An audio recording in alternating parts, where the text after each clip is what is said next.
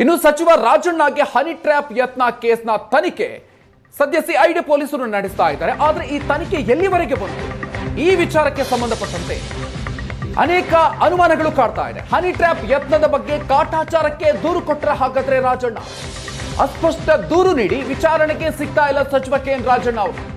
ದೂರಿನಲ್ಲಿ honey trap ಯತ್ನದ ಕುರಿತು ಸಚಿವ ರಾಜಣ್ಣ ಅವರು ಅಸ್ಪಷ್ಟವಾದಂತ ಮಾಹಿತಿ ಕೊಟ್ಟಿದ್ದಾರೆ.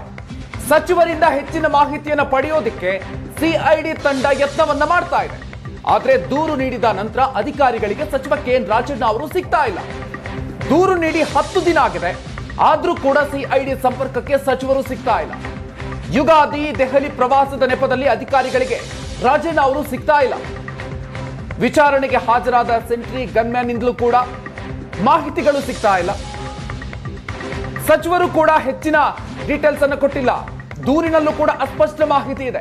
ಹಾಗಾಗಿ ಹೆಚ್ಚಿನ ಮಾಹಿತಿಯನ್ನು ಪಡೆಯೋದಕ್ಕೆ ಸಂಪರ್ಕವನ್ನ ಮಾಡಿದ್ರು ಕೂಡ ಸಚಿವ ಕೆ.ಎನ್. ರಾಜಣ್ಣ ಅವರು ಸಿಐಡಿ ಅಧಿಕಾರಿಗಳ ಸಂಪರ್ಕಕ್ಕೆ ಸಿಗ್ತಾ ಇಲ್ಲ.